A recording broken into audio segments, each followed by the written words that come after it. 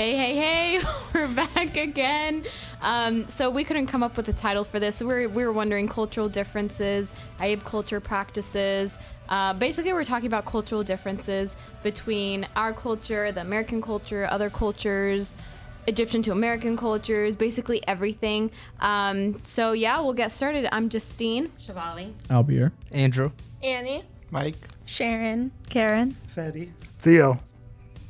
And don't forget to follow us on our socials. Our Instagram is at sinners.anonymous, and the rest of our socials are also under the same handle. All right, cultural differences. Well, the vast majority of us are standing in the middle of two very vast, very different cultures. You've got the Eastern culture, where maybe we're from, maybe our parents are from, maybe we're second generation, who knows? Then you've got the Western culture. This is the culture we're in now, This is America, the Western way of life. The differences are vast, drastically. And sometimes people get lost trying to navigate their way in between.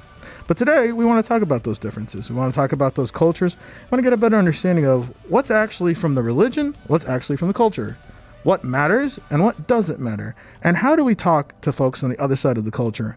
Maybe those that are not willing to understand, maybe a little bit closed-minded, or maybe they've gone a little too far to the left, right? How do we talk to everyone? How to communicate with everyone? How do we continue to show respect and love and appreciation and still be able to be one community? Because that is the single most important thing. This should not be a reason for divisiveness. We should be able to have a community, even if we come from different backgrounds, whether it's our friends, our parents, ourselves sometimes, right? And the last thing we want to do is be stuck with two masks. One that we present when we're operating on one side, and the other that we present when we're operating with the other. So that's it. That's what we want to talk about today. We got quite a big following because we have quite a few different perspectives. We got people born in Egypt. We got people born in the States. We've got people that are not necessarily part of the religion right now, and then they're looking into it. We've got people that are funny. We've got people that are not. But at the end of the day, we're all here, and we're going to be talking, and we're going to come to some sort of mutual understanding. So let's go. Let's talk about the good one. What are some cultural differences that you have encountered in your life, and can the rest of you relate? Where do we start? Okay, can I start? Annie was ready to go. So one thing is this is kind of funny, but going to Egyptian people's houses versus my American friends, I've gotten so used to growing up being at an Egyptian person's house, and they offer me food or something to drink, and it has to be oh no thank you, no thank you, even though I really want that cup of water. And then I thought okay, that's normal. And then I go to my American friend's house, and they're hey, do you want anything to drink? I'm no thank you. And then that's the end of okay, it. Yeah, okay. You're and not getting that one. Wait. And then No, you ask spend me the rest again, of the please. time thirsty. Wait, I didn't think that was the end of it. Yeah. I just spend the next hour can I get a cup of water? Drinking from the sink. But I asked and you said no. Yeah, it's actually so true. Or It's the same as when going over someone's house and you're invited for dinner or something, but then you have to be oh my god, no, I'm full. I ate before we came. No, you didn't. Made food? What? Wow. Then I was coming over for food. Even though that's specifically why they invited you. They said, hey, let's come over and have some dinner. Yeah. And you're oh, I gotta eat now? We're not gonna sit around for a little bit? Yeah. Yeah. Thank you so much. Oh, and don't look at the food when it's coming out. And then you have to be I brought something simple, just 7 types of dessert, but we Hagabosita. Or is it normal for sometimes they'll take out your food and they'll put more than 5 pieces of food on your plate, or a whole bunch of rice you can't even finish, and you're no, I'm good, and they're still that just means you're just shy. And Here if you you go. didn't finish your plate, it means you didn't like the food. Yeah, I was about to say that. But then if you She finish knows. your plate, it means that you need more food. And they keep stuffing you. It's a double-edged sword. You really can't get away Egyptians show from it. love by giving you food. That's how it is. That They'll is love. fill your Love plate. equals food. Yeah. And when you leave, they force you to take all their food home, right? Yeah. Leftovers, It's yeah. oh, my I don't fridge have is room in full. the fridge. Yeah, exactly. They have the There's no other room. fridge in the garage. And they come prepared with those tinfoil boxes, Yeah. red. They are They knew no this was gonna boxes. happen. Yeah. It's like a restaurant factory. On the topic of fridges, it's such a thing with Egyptians. Don't open their fridge. It's Yeah, it's honest- not polite. I mean, Yeah, that's but how why, I though? was grown up, and like, you don't go into someone's But it's not fridge that and just serious. open it. I mean, like, elaborate though. What do you mean? Like, Okay, like if your guest is there, my mom and dad specifically have this idea. You're there to serve them. This is a restaurant. Don't touch the fridge. Don't go grab your cup. I will get it for you. Even grabbing a plate, it's like haram. It's like don't do it. Yeah. And I'm like, okay, mom. That's interesting.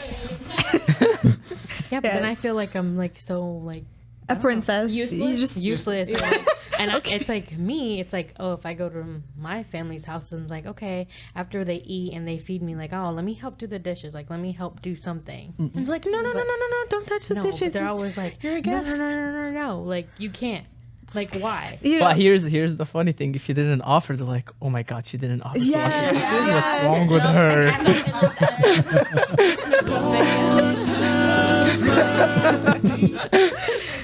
yeah, you know, sometimes it's like a mom thing where they'll be like, no, like you get invited over someone's house and they're like, no, you're not doing the dishes. Like my daughter will, and I'm like, why did you volunteer me? Like I'm not doing this. No, or the way they say thank you sometimes seems like they're just yelling at you. Like when you bring in, like you're invited to someone's house and you bring dessert with you. Why did you do that? you shouldn't have. You shouldn't have. This is your house, and you're like, oh, I'm sorry. Like I think I made a big grave mistake by bringing this dessert. Like, do they not like it? Are they allergic? You But know. no, that's the way of saying thank you. That's so funny. In the beginning of my relationship with a bear, I would always like bring food over to his house, like, hey, like, or a charcuterie board or something like more Americanized. To his Yeah. house. And, like, That's so let me bring food over. Like, you guys are cooking for me. Like, let me bring a little snack or whatever, or even if it's dessert. Mhm. And they're like, does she like not want my food, or like So- she thinks you don't have it? For me to explain this part, okay, because there is an explanation, it's two-sided. So if you're a regular guest, it's understandable. And like in a Egyptian household, it's like a housewarming gift, you know, thanks for inviting me over. But I think the difference is, it's like, it's a normal thing to do. But by the way my mom looks at it, it's like, oh, this is a relationship, you know. You don't have to bring anything. But then she says, don't open the fridge. So it's confusing. No, or she's always like, you don't have to do the dishes. Just go sit down and we can have some shea. Like, that's the first. I love how you know Shay. Oh, trust me. I love how He that's comes like over a and drinks basic shea all the time. vocabulary Well, word. isn't it the same word in Shay? Isn't it? No. Similar? No, it's something different. You mean chai? Yeah, chai. Yeah. It's close. Yeah. Chai shag. So there's quite a bit of differences, and I think we've all kind of encountered them. Where do you think it comes from? Does it come from a place of misunderstanding? Does it come from a place of, hey, my way is better? Like, where do you think the difference comes from? I think it's what everyone is accustomed to. So like us Egyptians were like raised in a way where like you are expected to bring food. The person will act shocked, but it's like a whole play that we put on. But it really is that way. But then anyone who comes like from the outside, they're like, what in the world? Like, do they want it? Do they not want it? Because if you don't bring it, then you're being disrespectful. But if you bring it, like they need to act surprised. Like it's like a whole charade, and that's what it is. I think it comes out from caring too much what people think. Yeah. That's a So big if part. I don't make, if let's say there's 4 people coming and I actually make enough food just for 4 people, oh my God, they're gonna see that like the thing is empty. I didn't make enough food. I wasn't generous enough. Or if Yeah. you make too much food, they're like, oh, they didn't like my food. They didn't finish. I think it just comes from caring too much what people would say, that sometimes or a lot of the time it comes off as like, I'm not comfortable. What do you think, Fedi? No, I think it's actually comes from a place of love. You know, like all the times that I've gone to people's houses, they treat me just like everybody here has said. They give me food and they force me to take food home. And honestly, I'm not gonna say no to free food. Like, I hate cooking, so any food they give me, I'll take. But I can understand if someone coming outside of the culture, they might be like, what's going on? Why are you pushing this on me? Yeah, I feel a little bit overwhelmed. Yeah, I mean, I think when you boil it all down, I think it comes down to there are different emphasis is placed on this concept of honor when it comes to the two different cultures, right? Because in the East, this concept of family honor specifically is very well valued. One could say it's like a primary concern for most people, right? You are a guest in my home, and then I need to take care of you. I mean, this is ingrained in most Eastern cultures, not just the Middle Eastern cultures, but generally, this stems, I think, from the culture being so old. so old. I mean, one of the first civilizations was in the Middle East, while people in Europe were killing each other, right? And the reason behind that is there were no cars. Most people didn't have horses. The only place to get from place to place was walking, right? And so even like going from village to village was a considerable distance, right? And so it was a big deal when someone would come into your house after hours of walking to invite them in, to wash their feet, to give them an opportunity to rest before you engage them, to bring them the best that you have. I mean, there are stories of people in the desert where there's no water, there's no resources. And back when the British had were considered had over they were rulers over Egypt essentially, and this guy decided to take a trek in the desert. He got lost. He saw an oasis. He found a Bedouin with his family. The guy wasn't rich, but the guy, even though he didn't know him, even though he looked different than him, he brought him his house. He gave him the best tent, the best everything, and then he proceeded to bring the sunbread to him. Now sunbread, those of you that are not aware, it's a very specific type of bread where on the outside it's hard like a rock. It's like very, very hard like a rock, but on the inside it's very moist. But because it's so hard on the outside, it seals that moisture. So they bake it in the sun, and then they open it up and they just scoop out the inside, which is delicious soft bread. So this is one of the staples of their diet, and they don't have a lot of it. And so what would happen was the Bedouin would bring the bread and open it up in front of him. And then he'd bring another one, open up in front of him. And he did it a third time. And he could tell the guy was getting a little bit frustrated. So he didn't understand that, like, part of the culture is like, I'll open all of my food. I will give you all of my food. And he's supposed to step in, the British guy, and say, no, stop. But he didn't get that until it was too late, until like 7 loaves that are open. Yeah, exactly. All the village. Exactly. So it's this concept of honor, right? Like, it is my duty. And if I don't do it, it's dishonorable. If I can't take care of you, if I can't serve you, if I can't make you feel very, very at home, then it's a very dishonorable thing. In the West, this doesn't really exist, this concept of honor, right? Now, I'm not saying it should, because it shows itself in the East in very horrible ways as well, right? This whole concept of honor. We can get into that later. But I think that's really the main difference. The Eastern folks, people raised in that religion, that culture, not religion, are very, very focused on this concept of honor. Hence, it's important what people think about me. But meanwhile, in the East, it's like, who cares what people think? Just do you, right? Mm-hmm. And I think, if you even, like you were saying, Theo, it stems back to even biblical times where, like, you honor your guests when they come in. If they're a traveler, you wash their feet, you provide them with food and with water, and give them, like, the best clothing and the best sleeping arrangements and whatnot. So it really does stem back to, like, biblical times. But like Andrew was saying, I think it also is about, like, what other people think about me. So it's good and bad. I think the intention of it was to care for others, but now we've made it to a point where, like, we're caring for others too much to where it's, like, very excessive. So, like, if you think about, like, I don't know, like a party or like a wedding, Egyptian weddings go over the top, like when you go to an American wedding, it's like, I actually went to my first American wedding a couple months ago, and it was a big culture shock, because I was like, people, like, I wore like a dress that goes to my knees, and I brought heels. Mm-hmm. I thought heels were appropriate. I go and there are people wearing shorts and flip-flops, and I was like, what? Like, I was so overdressed. It was a big culture shock, and I felt so awkward. But, those are some things, like, sometimes that we're so acclimated to this custom of really trying to impress people, or, I think we just have to think of, why are we doing what we're doing? Is it really out of love, or is it to show that, I'm providing as much food as possible, the best food possible? Can you guys hear me? Mm-hmm. Oh, okay.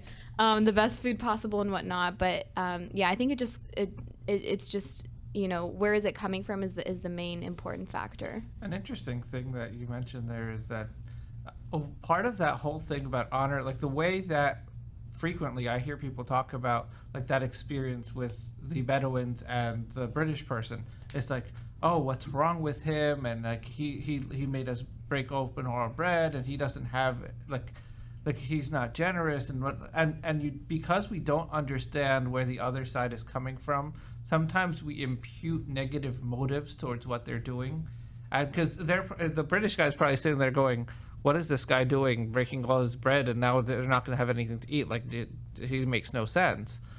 And it's important for us to both try to understand where the other one is coming from, and sometimes that can be very hard. The other thing I wanted to say is, as we're telling all these stories about the Bedouins and the desert, all I can think about is Abraham, and how Abraham saw these 3 strangers walking in the desert, and he invited them in, and he washed their feet, and he brought them food, and guess what? It turned out to be our Lord and 2 angels. And so even in the Bible, it's like, this is what you do. When you have a stranger, you invite them in. You treat them as if they're family. And do it when you do that, you might be entertaining angels, as St. Paul says.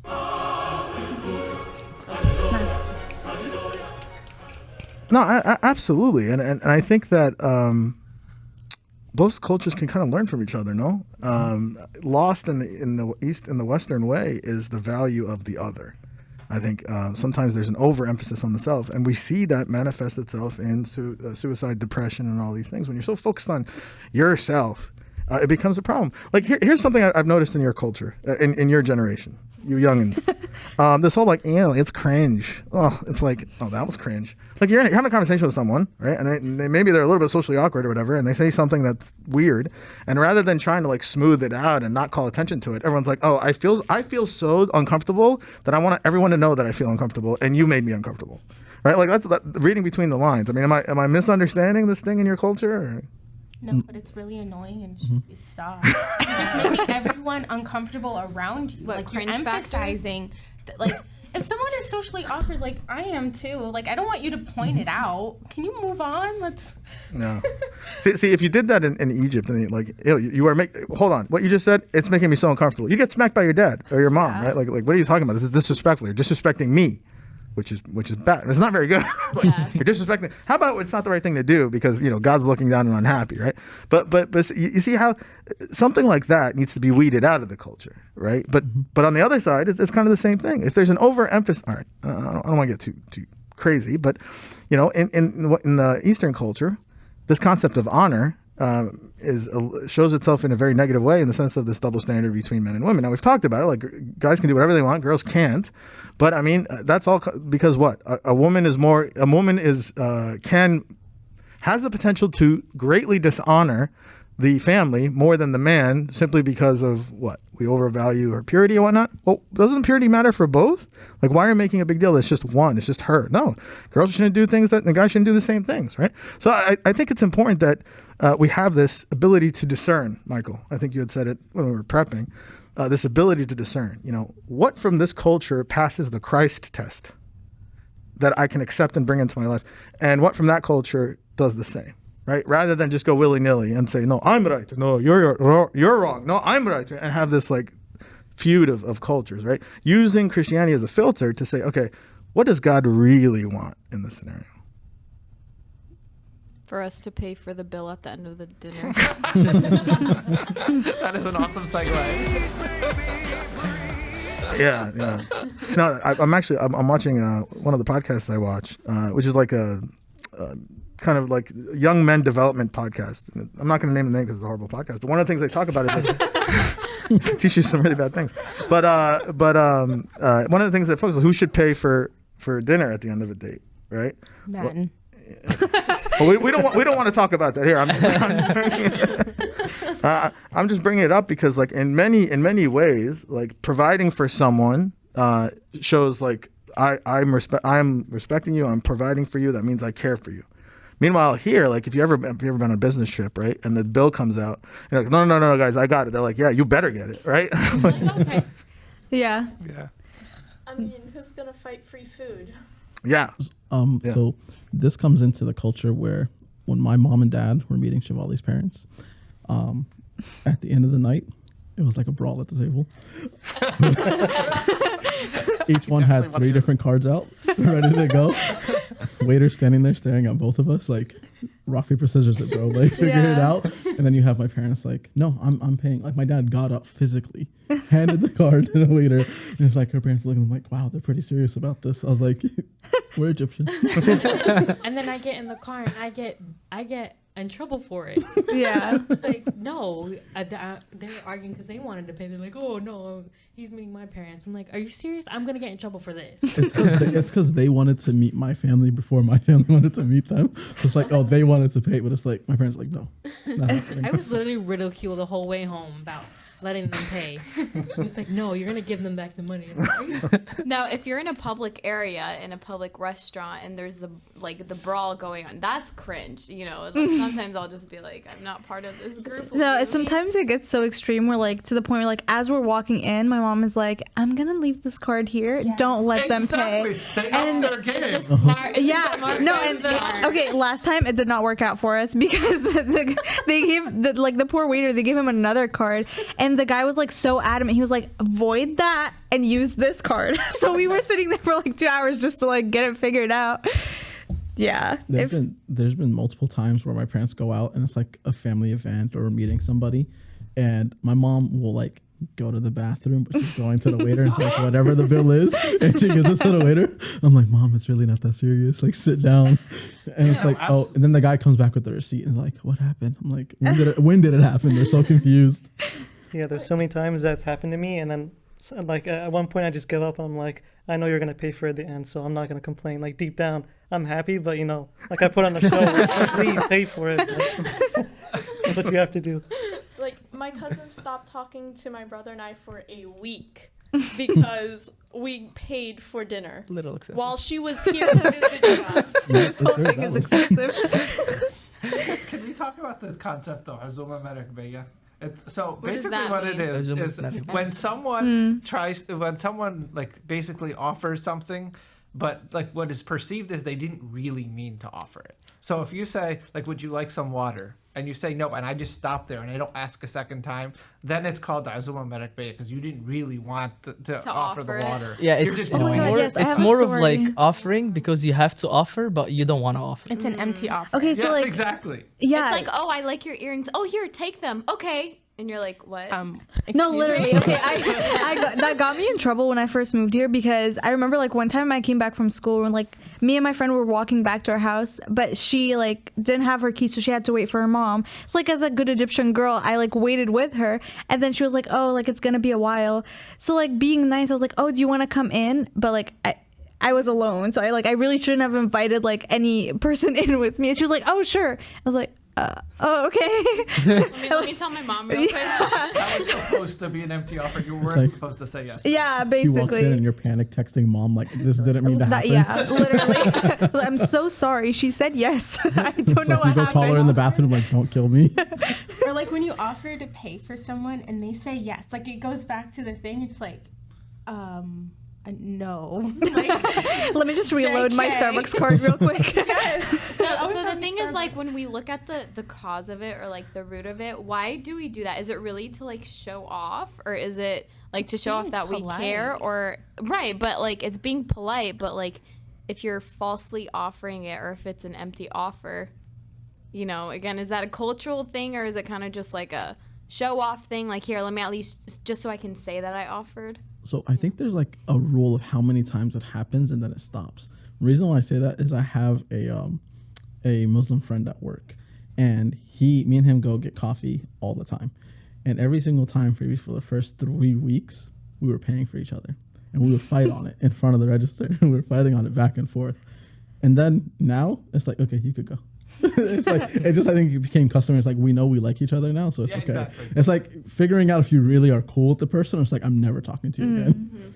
That's definitely it. Or Like, maybe do we think that it's like you try to show off, and not show off, but like try to be over generous with people you're not close to, so that they can perceive you as like, oh wow, they're so generous, they're so nice, they like It's me. overthinking if they like you or not. It's like people really don't care for this. If I grab my coffee before you and we don't pay, we can still have a good conversation. It's not the end of the world. Yeah. Yeah, so the Christian concept of giving is only from the eyes of God. It's only accepted if the offering is coming from the heart. Cain and Abel, right? Why was one's offering accepted and the other one rejected? Because one truly was offering from his heart and really was doing it in order to please God. Almost like, Bubba, is this making you happy? While the other one was just doing it out of necessity. Right, which is kind of how some people approach church. Some people go to church because they really, really want to connect to God, and some people are like, "Oh, I got to go because I'm a Sunday school servant, and what are my kids going to say?" Right? And not necessarily, that's not an excuse to stop going to church. Don't take it that way, but it definitely shows that like one is an offering from the heart and one isn't. So a lot of these cultural things are maybe I'm judging, but they don't necessarily come from the heart, especially when they're Azuma Barababeya. You know what I mean? Like, that's not really coming from heart. That's just like saving face. Like, I want to look good, but I don't really want to give you this thing, right? So in the eyes of God, that's not received. That's not a check mark for you. So I think that's one of the things that we can use when we're talking about this filter, right? Is the action that I want to do, is it truly coming from my heart, or is it because I just want to put on a show? Well, I think it's kind of like a mix of both, like I want the best for everybody and I want to help everyone, but sometimes, going back to the check thing again, like I'll pay for the check, but then when I look at how much I paid, I'm like, why did I even offer? Kind of thing, right? So I believe everybody really wants, they help people from the goodness of their heart, but other times they're like, I just have to do it because it's like routine, like habit, like you get up every day and brush your teeth and shower, so it's like routine for them. Or like you were saying, Theo, I think it's, where it's coming from. If somebody like mindlessly, for example, offers to pay for a check or something, they're really willing to do it. But if there's somebody who's doing it so everybody is aware, like, oh guys, I got the check, I'm gonna pay, oh, here you go, waiter, like here's the, waving it in their face, or things like that. I think it, like you were saying, Theo, it really stems from like, where is it coming from? Is it because you actually want to? Is it because you're trying to get brownie points? Even if nobody knows about it, but you're just trying to get brownie points from God, I think that's a really big defining factor too. I remember hearing a podcast a long time ago where there was an interview, and it was a Protestant podcast, and the person was talking about like storing up treasures in heaven, and it was so like literal, like, oh, every time you do something you're gonna have actual coins in heaven that you're gonna be and I was just like, what is going on here? So you're saying heaven is an arcade? So Chuck E. Cheese? That's not how it works. I'm not rolling up tickets to buy something in heaven. My mom told me that when I was a kid, and I still live by it till this day. And it's like I did 3 good things, I could do 1 bad. Well, It cancels out. They actually recently upgraded to tickets and swipe. Oh, tickets. Okay. But but you know what? For a child, that's fine. Like, absolutely fine. I'm still a child. Yeah, well, we know. It's a great way to explain it, like to build up currency, right? Mm-hmm. So I like it. But some people kind of see it the other way, though. So some people say, you know what? I am going to engage with people and be positive because I need money for the vending machine, and the vending machine is God. And then when they need something, they're like, all right, God, I did this, and I did this, I did this. I'd like a wife, please. And then they put the money in, and they're like, whereas it's not vending. Like, they kick it a few times. That creates, that sets you up for unhappiness in your relationship with God, right? And I think that in the Western culture, the one that we're growing up in, there is this idea of like, what I put in is what I get out, right? And that what's in it for me? Like, if I'm going to do this for you, I got to get something out of it too, right? We both got to be happy. It's kind of this whole mentality of like, do you, girl, or do you? Like, if it doesn't hurt, what was that? Do you, boo? Do you, boo? Sure. You're a great social commentator on society. I love it. Instagram. Yeah, there you go. Too much of it. But like, it's like, if I put in something, I should get equal amount. In the East, it's different. It's like, you don't stop putting in, but that's just because so everyone can look at me and say, hey, this guy's a great guy. I mean, he always gives, right? And I think, and I'd like to hear your opinions, both are unhealthy, right? I think that there needs to be, if you're going to give, you got to give from the heart and not really expect in return, and not assume that everyone operates on the same order as you. Because the fact of the matter is, in most times in life, especially as the society pulls further and further away from Christ, you're going to give and you're never going to get back. And how do you protect yourself from then not being disappointed, right? So one question for those of you who were introduced to the American culture later on in life, what was the biggest shock factor to you? So many things. I don't know. I can think of one. It just Traumatized. It was just different. Like, I don't know, definitely the ones I'm pretty sure everyone heard of. Like, where are you from? Oh, Egypt. Oh my God, that's so cool. Have you seen the pyramids? Like, you hear this sentence so many times. Like, Do you Okay, take yeah. the camel to school? Yeah, like it's.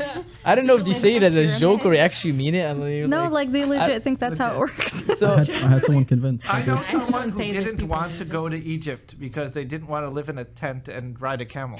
Yeah. I had someone they- tell me there's people in Egypt. Like, yeah. No, they're all. Wait, That's wait, a wait, big wait a second. Wait a second. You guys only had one camel? Mine has 4-wheel drive. Does your What pyramid thing? have a sunroof? It's, I think, a funny one. Dad, don't watch this. The shock was police lights are not carnivals. Wait, police lights on what? My dad, so the first time coming to America in 1999, he bought his first car, got his license. I honestly don't know how he did all of that without a speck of English. Figured it all out. Don't even know where he That found was the in car. Texas too, Yeah, this is in right? Texas. Wow. I think your dad knows this story. And my dad's getting pulled over picking up my mom from work. And he doesn't know he's getting pulled over. He thinks it's like, oh, we're in America, you know, lights, shows, everything's nice and festival like New York is 24/7. And my dad's minding his business. 3 cop cars, 4. Oh my god. 5. He's living a GTA life, like He's literally. literally racking up the 5-star stars. wanted. He's like most wanted. Thankfully, our neighbor knew. My dad's a complete fob, like fresh off the boat, didn't know anything. And my dad picks up my mom. Mom gets in a car. He continues to drive. And the cops are still following. They're still following. We're probably 16 cars deep. Dad pulls into the house, and the cops are like pulling up on him. And the neighbor, one of our neighbors, thank goodness they're there, come up, and my dad's looking at them. Is like, "What's happening?" And he's like, "I don't know. I just picked up my wife." And my dad's trying to signal what's going on. You know, I'm like what? We had my little brother Ephraim at the time, and he's not even in a baby seat. He's just sitting in the back, rolling around. We knew nothing about this country. We need to edit this out. You're about to lose your citizenship. The neighbor comes out, and I think this is where my dad noticed red, blue, and white lights means you get off to the side. Neighbor came out and told them, it's like, hey, he literally came here 3 weeks ago. Like, he does not even know who you guys are. So that was my dad's most insane cultural shock, that cops really don't pull you over with one light. That's a real one. Dang. So you didn't go to prison? No. Oh, okay. He got off, not even a ticket. Wow. I mean, Ignorance that's is when a cops bliss were less sometimes. serious back then, you know? I would say like another cultural shock is like the friendship community / culture. It's like, I mean, at least in my experience, I thought like friendships in Egypt are like serious, you know, like not to say that here they're not serious, but like in Egypt it's a lot more like homey, cozy. Yeah, like you're in each other's houses, like you can sleep over, like you could do that here, but also it's like, I don't know, like It just the doesn't feel parents the know same. each other. Yeah, it's not exactly the same. Like it's a more close-knit community. Maybe because in Egypt there was also like you're either Muslim or you're Christian. So the Christians are like super tight-knit. And when I came here it was just like casual, you know, like you meet some people in middle school and then you go on to high school, these people are not with you. And then, you know, from high school to college, you lose some more people. Versus like in Egypt, like you go to school and like these people are with you maybe up until college because, you know, like you end up there. So I would say it's a lot more casual here versus in Egypt, and that was my first cultural shock. Is like I expected these people to like carry over, and like losing them midway was like, oh, like okay, like you got to keep making friends, you got to keep making connections. And in Egypt, it's kind of like, oh, I knew these people from like school, and like they're still with you, and now they have kids, and now your families are together. So, yeah, I think of it like the I don't know what you call it, the bag of chips, the mix that has like 16 kind, but you don't like 2 of them, but you like the rest.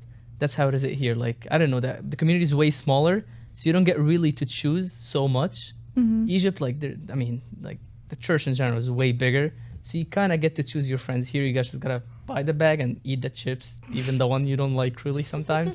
So it's like everyone in this table is now thinking which bag of chips is in your bag there. So it's just community here is smaller, so I wouldn't call it a struggle. It's just different, like, and because people come from different, like, I don't know, if you live in one area in Egypt, you're gonna go to this church, you're gonna go to this school. So literally everyone is in the same area, come from almost the same background, or similar, not same. But here everyone comes from all over Egypt. So the common ground is smaller or less. Yeah, that's a good point. It's like, yeah, we're all Christians, but everybody comes from completely different backgrounds. Like what you think is inappropriate to someone else might be like, oh, like that we're used to doing that.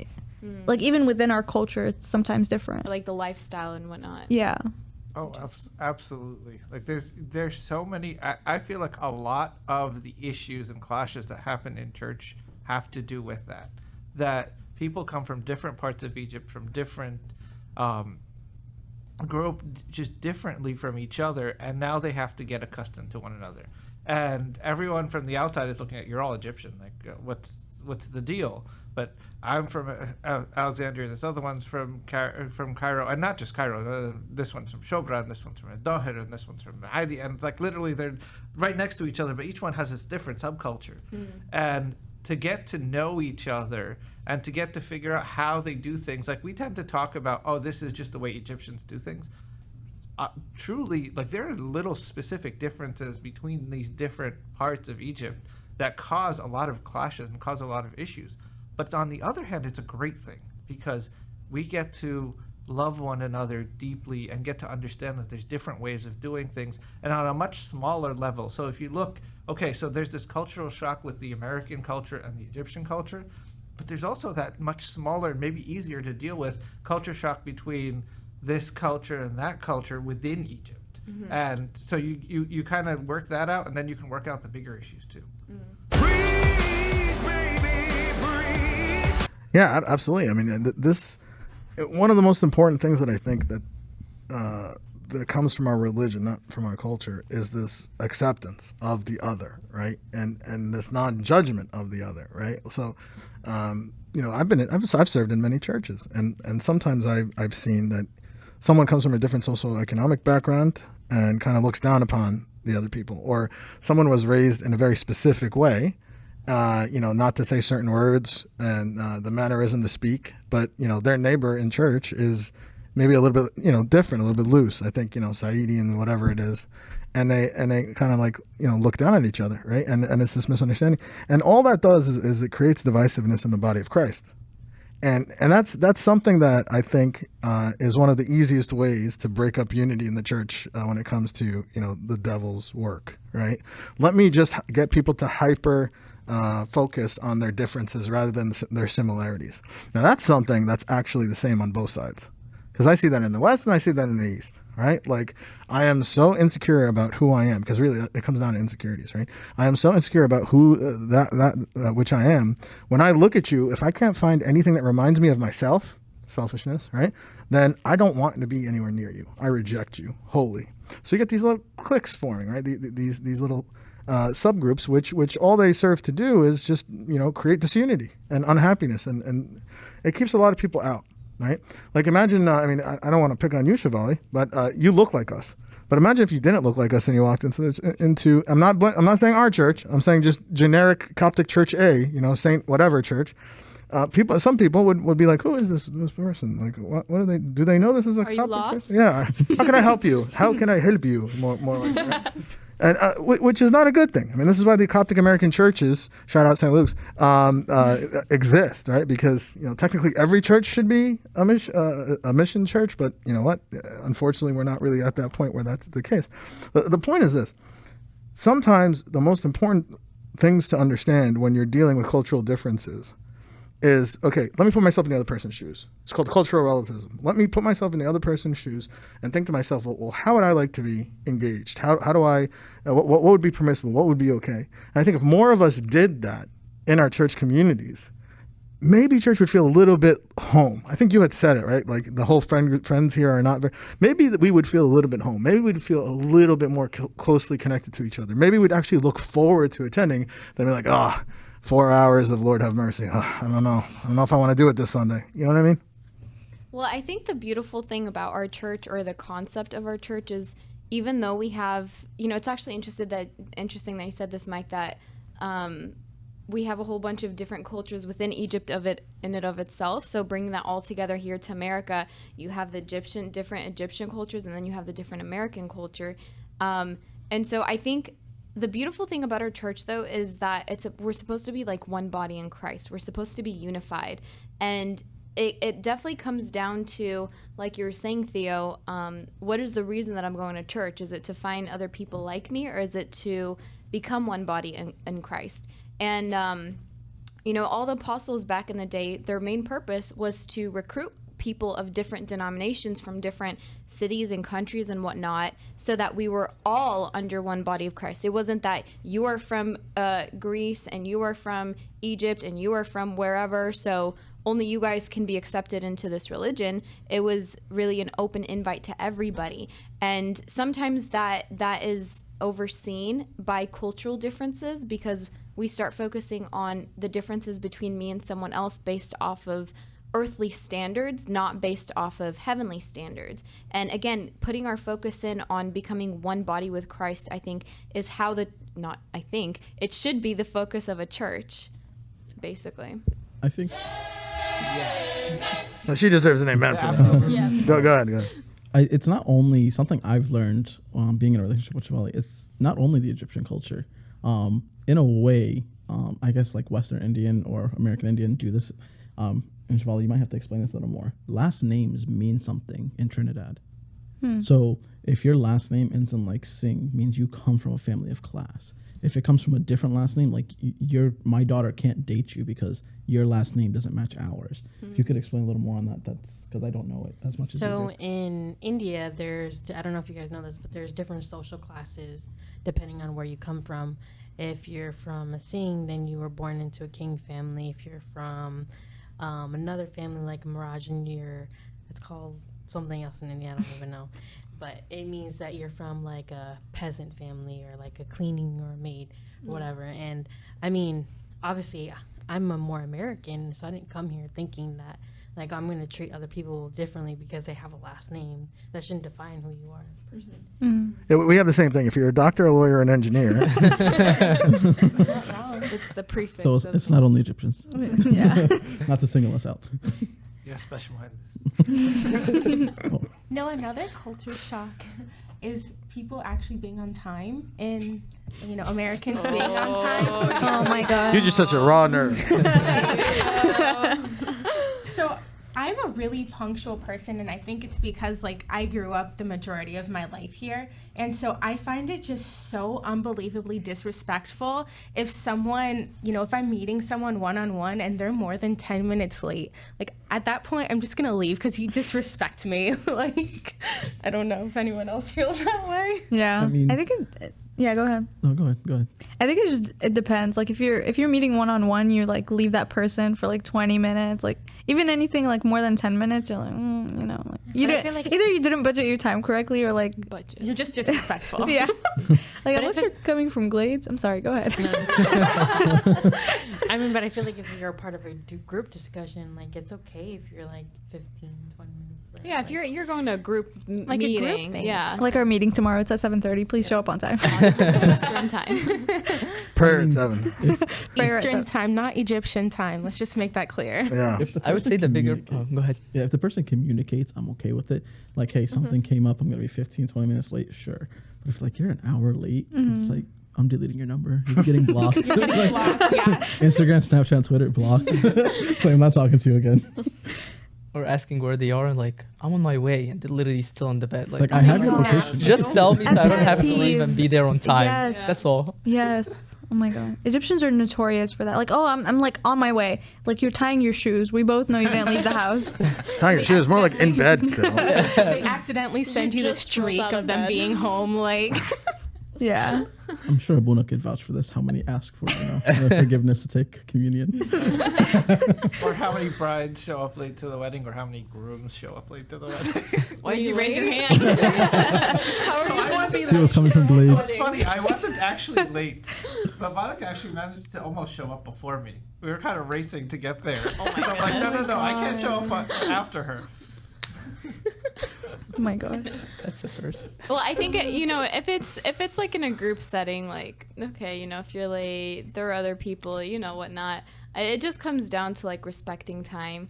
People sometimes, I think it comes down. So the Egyptian culture is very laid back. So, and that's where the punctuality point has been missed. Laid back. We're not even late. Well, I mean, in that scenario, we're laid back.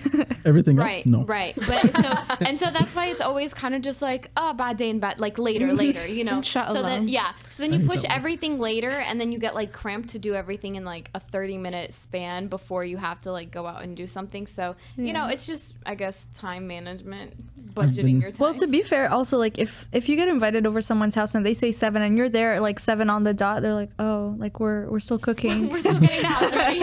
And that, I think, is where understanding starts to come in, because like I know now that if I'm going out with American friends, if we say 3, I'm there at 2:50 and 3 people are already sitting there. But if I'm going out with Egyptians and we say 3, I'm like, all right, Mom, I'm leaving, and it's 3:30. Yeah. I find it really funny that you're all saying this about your American friends. But growing up, yes, that definitely would happen. But then I moved to Miami. And then we met up with people from work, and they're like, yeah, we're going to meet up at 7 o'clock for dinner. I show up at 7:15. No one's there. I wait for about like 20 minutes. No one shows up. And then I leave. And they're like, where were you? Then everyone showed up. Where were you?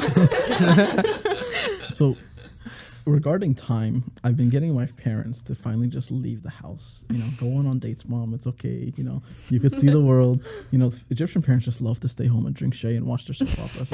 It's ridiculous. And the amount of times I've had to redo a reservation, Mom, if you're watching this is for you. Literally, I think their anniversary wasn't too long ago. Me and my brothers booked reservations for them to go to a Lebanese restaurant in like Glades.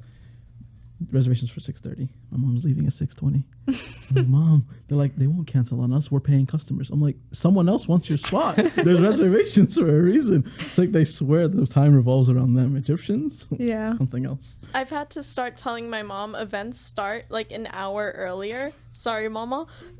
Because if I tell her, okay, this concert starts at 7, she's walking in at 7:45 and she's like, I didn't see you perform. Yeah, because you came after. She can't find a seat. And then my mom wonders why I have speeding tickets, because you taught me bad time management.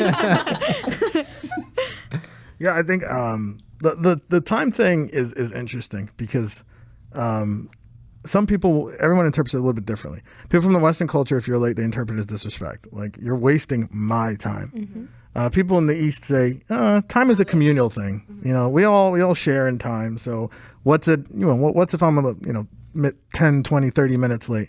Meanwhile, back in the West, it's like, time is money. Time is money. Come on. And in the East, it's like, slow down, man. Like, chill, But believe it or not, it's not just Eastern culture. In Spain, for example, and most Latin American countries, they just take off 3 hours in the middle of the day. They do. Like, do siestas. They do.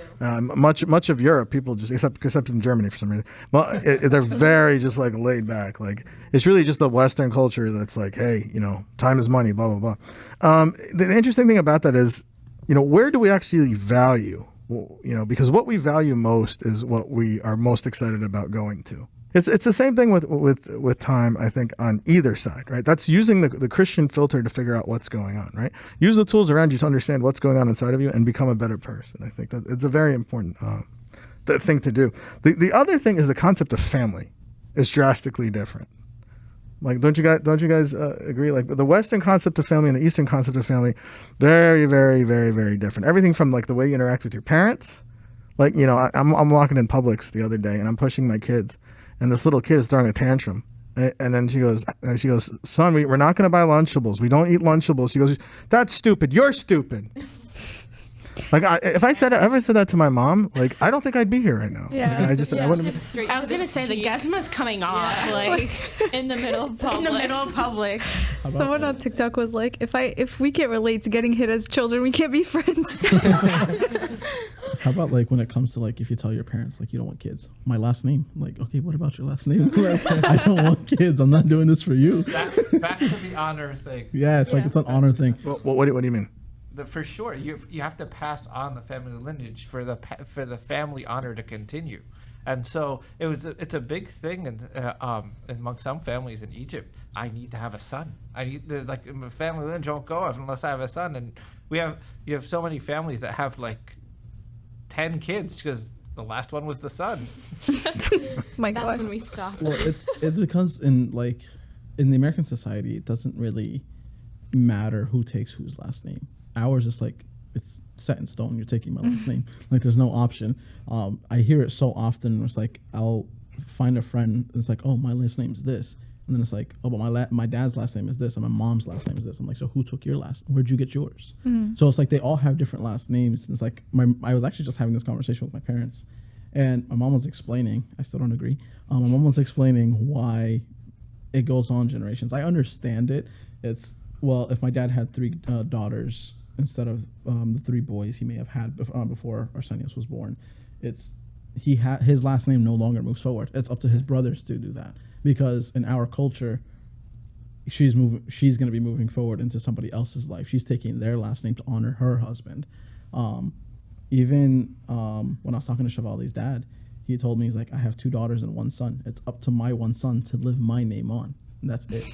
Yeah, but which last name? Because it sometimes we get like Mubarak Habib Gerges the second, like All it's like 4. 12 last names.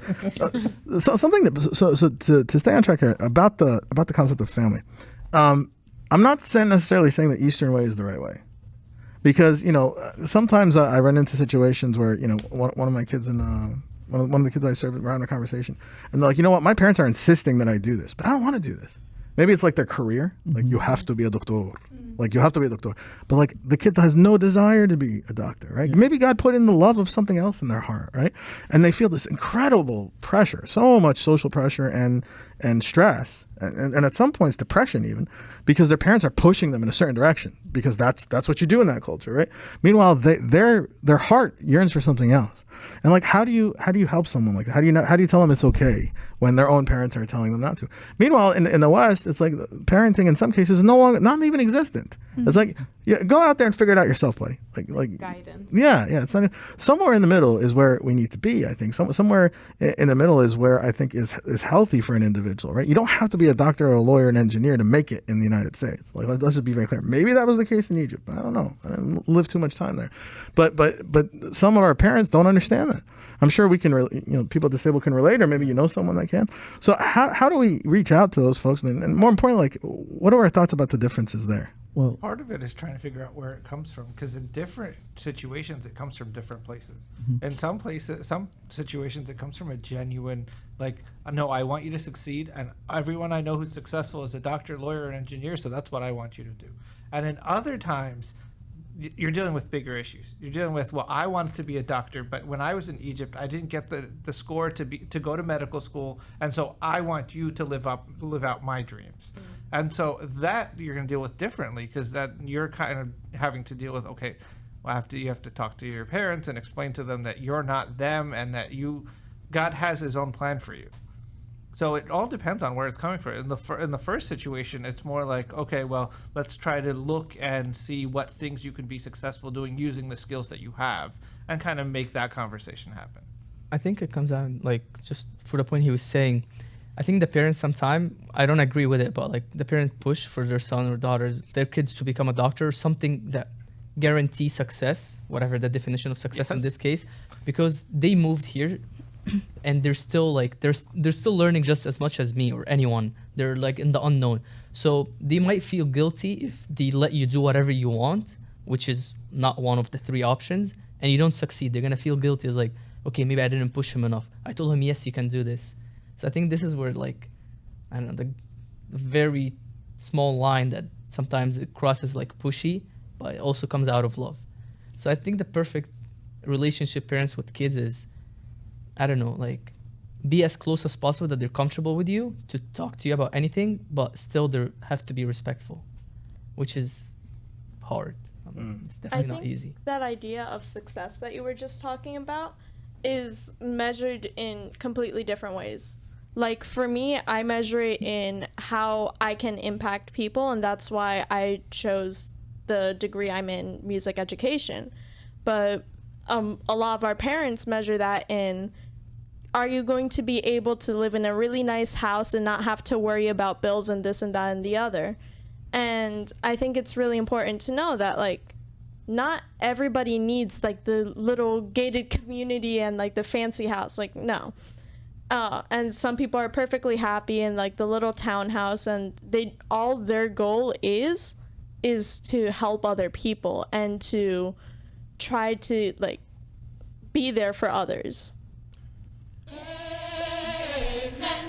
I mean, that is probably it, like we talked about using that lens and being able to discern from Christ's perspective. Yes, I mean, if God put it in your heart to teach little children to, you know, learn music or whatever it is, right?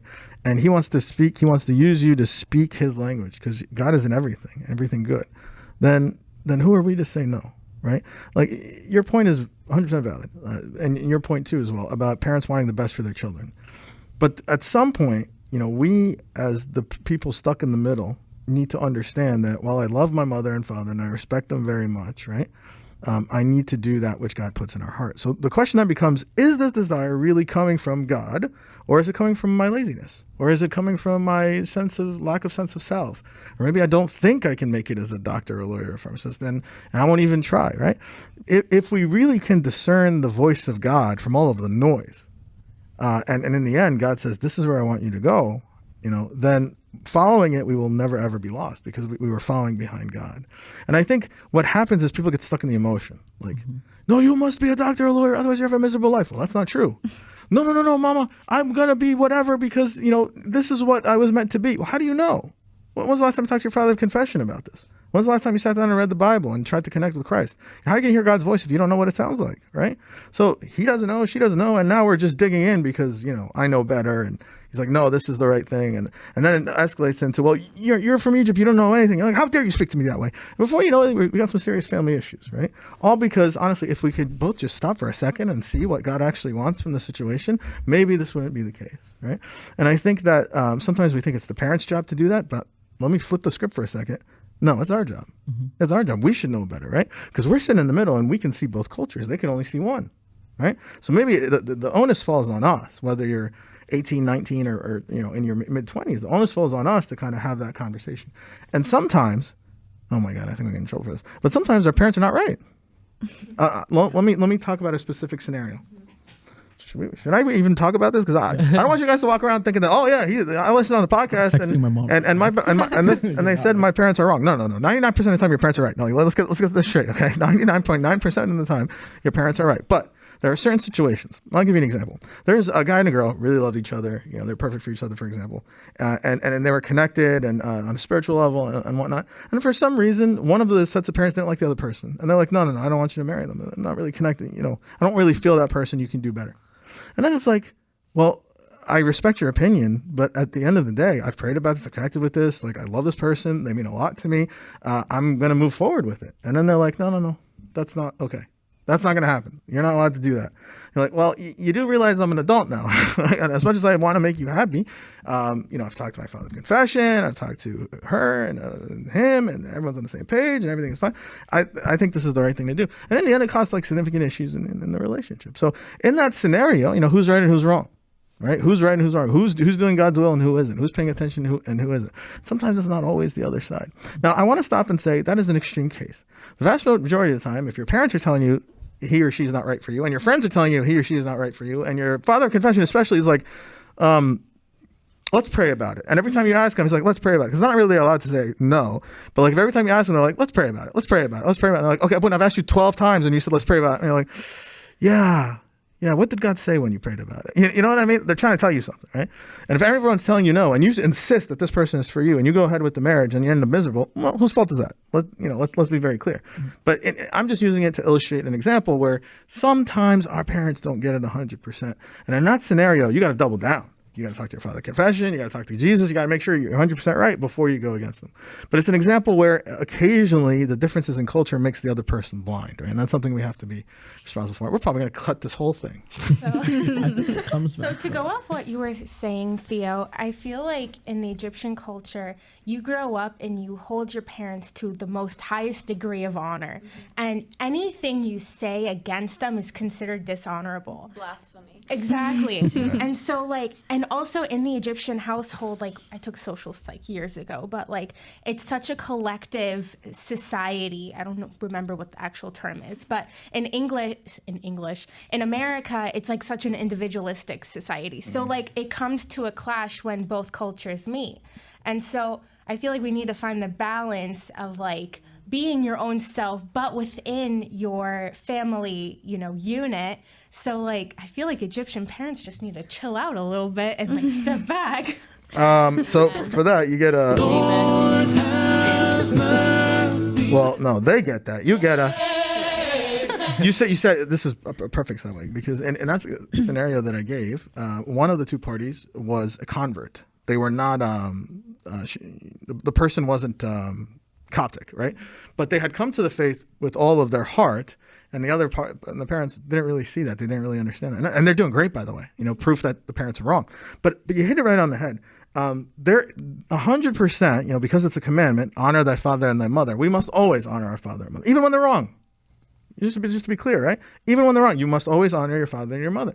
But at the same time, the first commandment is you must love the Lord your God with all your heart, with all your mind, with all your soul. And if you could love God that much, and you're never going to do anything against him.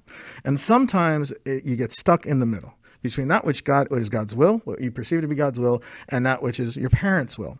And I think this is where the church is very important, because the church in the form of the father of confession, your spiritual father, can come in and negotiate. And when I was young, being the oldest, I went through the worst of it. My brother and sister had it a lot easier, right? Because by the time my parents went through me, right, they're like, okay, now we know what works and what doesn't, because clearly he didn't work out. Well, we'll just do the opposite of what we did, right? So how many times would Abuna come into our house for the sole purpose of mediating? Like between parents and children, right? Because, we would go and complain to him and he would give us advice and we would try to do it. And our parents would be so stubborn and he'd be like, all right, same time? I'm like, yes, I'm going to same time. And he would come over, Don't underestimate the power of your father confession in those scenarios, because your parents, if there's one person your parents are going to listen to, I would hope it's Abuna, right? Yes. I thought he was just visiting. I want to go to the point that you were saying about honor your father and your mother. You can still completely do that while respectfully disagreeing with them. Like, just because you're saying, hey, I think you're wrong, does not mean you're going to be like cursing them out or anything like that. You can sit down and have a respectful conversation with them, which is what I think all of us should do in that sort of situation, and say, hey, this is what I'm thinking. This is where like my brain is at. Where are you? Yeah. So that we can see where that middle ground actually is and move forward from there. But if you're disagreeing with them, you may as well just be cursing them out at that point.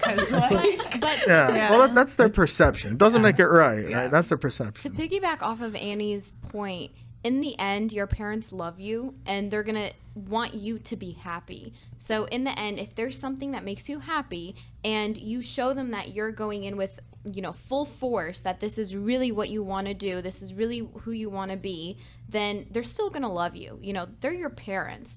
They're not here out against you. But like you were saying, Annie, it's really important to just sit down and have that conversation to make sure you're coming at them with a more of a conversational perspective rather than confrontational. Like, hey, I'm here against your opinion. We're going to fight about this. We should make that a shirt. Conversational, not confrontational. I like that. That's pretty good. That's pretty good. The name of this episode. Yeah, you know what? I think we're gonna change it. I like guys. Our parents, though, I think our parents, Egyptian parents beat around the bush a lot. I'm gonna say it. And what I mean by that, Dad, is they like to do this thing where, if my mom tells me no about something, whether it's a relationship or something I'm going to achieve or changing in my life, they do it in the intent of, if I give up, then it wasn't really something I cared about. But if I'm going to be hard-headed and I stick by what I'm going to do, for example, me not wanting to go to college was like the biggest catastrophe in my family. It was one of those things where like, Mom, here's the first check, now leave me alone. Right? I had to prove to her I could be successful. And it's like, I was high strung. I was gonna do this. I'm gonna figure it out. You don't have to be there for me to figure it out. I'm gonna do this. And that's the one thing they do. Whether it's a relationship where it's like, no, this isn't gonna work out. It comes to the point where it's like, wow, he really loves this person, or hey, wow, he really wants to do this in his career, and that's just one of the things. Egyptian parents being hard-headed, and you just got to be more hard-headed. All right, just a disclaimer here for every high schooler watching Albert. Albert is a very different type of man. He's very unique, not very common. So the vast majority of you should be going to college, 100%. Yes, go to college. Right, Albert? Yeah. I mean, I'm sure it's not all easy, right? It's not. Yeah. And the other thing he said, yes, parents can be stubborn, but again, Don't be more stubborn. That's not the that's not the right response. But no, your point is very valid. I mean, and stubbornness I see on both sides. I mean, I've worked with people that are not a single Egyptian pint of blood in them, but they're very, very, very stubborn, almost as stubborn as my parents, right? So I don't think that recognizes cultural differences, but I think it's important to understand how to work with people like that, right? And sometimes killing them with kindness, which is the biblical response, the approved biblical response, is absolutely the right way to do it. Because people that are stubborn don't really accept well when you dig in and fight back for the vast majority of the time. Yeah. And it just becomes like, you're going to war, I'm going to war. And then it's like a siege that lasts for years, right? So it's usually killing them with kindness is the better solution than that. So now that I've undone the damage that you've done. I apologize, Fedi, what do you think about this specific? Yeah, I was just going to say, I think the best way to go about this is promote openness. So a lot of our parents didn't come here when they were younger. They came here already old. Like their mind is already set, so they don't understand. They're not open-minded, so that's why it's kind of very difficult for them to understand our point of view. So I think sometimes it helps to kind of like sit down with them and say, hey, this is the other point of view. Can I try to explain it to you a little better so you understand? I mean, other than that, you're just going to butt heads the whole time and no one's going to understand what's going on. Brownie points. It's a little John Legend for you. Absolutely. Sharon. It's all about compromise at the end of the day. Like, we need to, release the stubbornness and go back to why we're talking about this and go back to the fundamentals. We both love each other. Like, we both want the best for each other, but we just need to, chill Sizzle out. down. Yeah. I think we talked about quite a few things today, and at the end of the day, which is the end of the episode, I think it's time to closing time, everybody. Closing time. So this is the part in the episode at the end where we go around the table. Let's summarize what we learned. If someone were to ask you, hey, what did you take away from your time together? What would you tell them? What's the message you want to get out there when it comes to cultural differences? Since I always do this to you, would you like to go first or last? Sure, I'll go first. There you go. First thing, Mike, you look good in rose gold headphones. We learned that today. If you're listening, Mike is wearing rose gold headphones. Second of all, I learned a lot about cultural differences and people coming from different backgrounds today. I knew people were coming from Egypt, but I didn't even realize or really think about how there are different cultures within Egypt and how they're all coming with different perspectives to America. So there's so much that comes into moving here, and it just kind of gives a little bit more respect to those who got up and migrated here to America, picking up, leaving their homes, leaving their families, their culture, and coming to something that's very new. And so I think that's something to be appreciated, and really understand that our church in the end is something to unite everybody in, not just certain sects of different cultures, but for everybody, for it to be open to everybody. Shivali. I think coming from a different background and being Indian and coming into a Bears culture, I definitely learned that, being a little bit more understanding and being patient and caring is definitely the best way to go about, learning someone's new culture and just being open.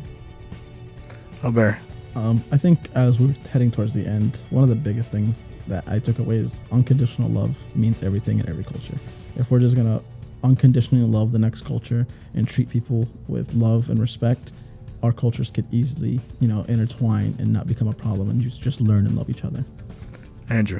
I would say the key is communication, and if you're going to do something nice to someone, do it for yourself and for God, not for them saying, oh my God, he's amazing. Annie. Okay, Andrew kind of stole mine. I was going to say communication.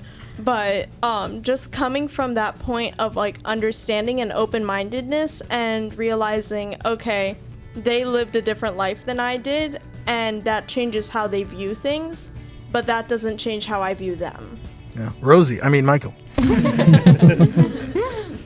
So I learned today about just being able to have enough love to be able to see that some of the differences aren't bad, that just because we do things differently, let's try to love each other enough to understand where we come from, and to understand that a lot of the time those things that are different are still coming from a place of love, and they're not coming from a negative place.